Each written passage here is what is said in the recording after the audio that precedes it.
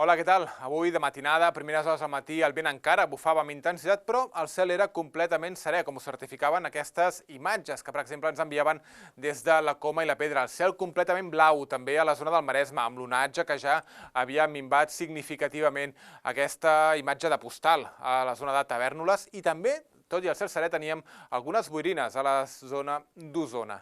Després arribaven alguns núvols alts prims que portaven cristallets de gel i formaven aquests fenòmens òptics, aquests halos solars que es poden veure quan hi ha cristalls de gel a l'alta troposfera. Halos solars que es veien des de molts punts de la geografia catalana conforme els núvols prims anaven avançant i després aquests núvols eren més compactes i fins i tot han deixat alguna enfarinadeta durant la tarda a punts de les muntanyes de Prades.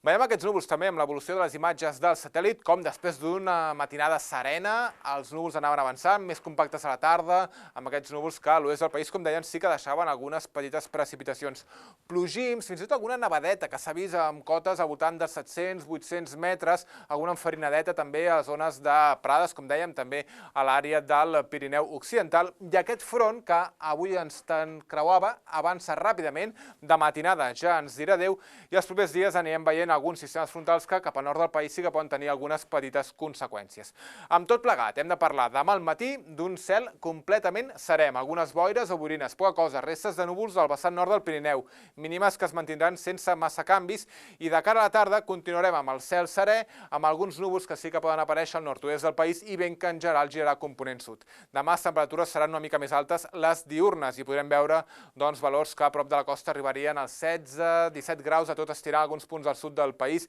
i amb mínimes encara força fredes a l'interior. A Berga, per exemple, mínimes que arribaran a 5 sota 0, també a la ciutat de Ripoll o a Tremp, 4 negatius de temperatura mínima. Els propers dies, amb aquests fronts que ens visiten, tindrem alguns intervals de núvols, però sembla que serà només al nord-oest del país on podríem veure algunes precipitacions, especialment de cara a divendres. Fins aleshores, temperatures en ascens i pel cap de setmana sembla que tornaríem a parlar de temperatures més baixes. Ho deixem aquí de moment, això és tot.